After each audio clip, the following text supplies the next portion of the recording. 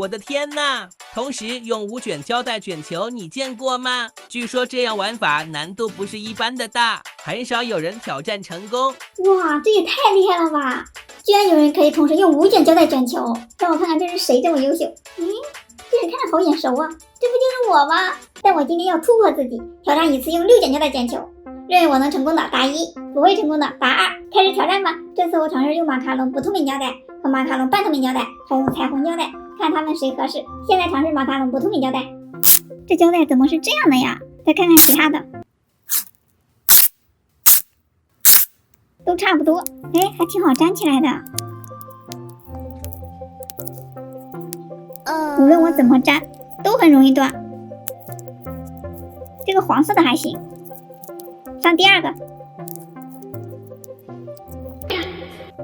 Later， 6卷都拿手上试试。拉伸性太差了，还是倒着卷吧。可以一次粘2个。这第一种不行啊！它虽然说很好粘起来，但是它团不了，团2下就断，2个一起都有点困难。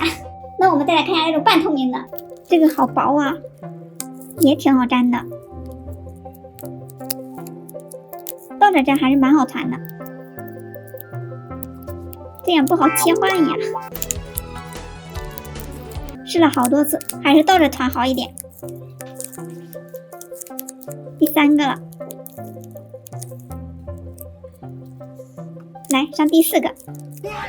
第2种也不行，但和第1种差不多，都比较容易断。不过它可以同时拉起来3个。那下面我们来试一下这个彩虹胶带，能不能成就看它了。这个好难粘起来呀！想起来了，这个要喷点水，这就好粘很多。上第2个。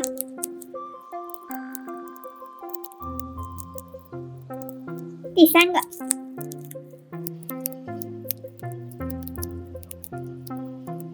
第4个。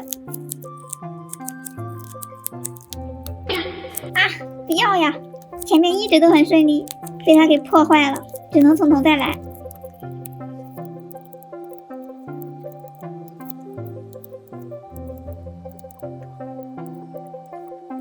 第5个了啊，第6个，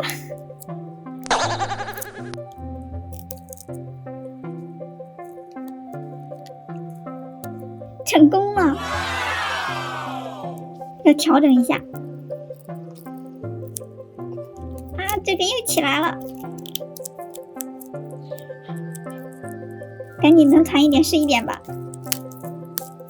看来第3种比较适合耶，这个很快就成功了。这种多卷同时粘的要注意，手要拿稳，不好粘的话可以喷点水。当它们不齐的时候要及时调整，团的时候要注意两边的胶带来回的走动，不然很容易脱落。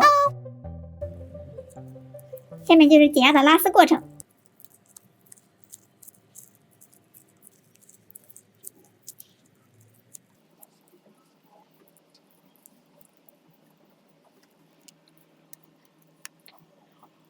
看看团出来是不是蛮漂亮的？下面就把这个球球切了，给大家解压。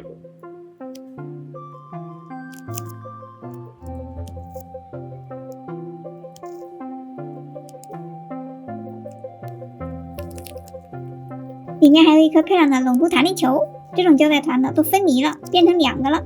那今天就到这里了，想看我做什么挑战，在评论里告诉我，拜拜。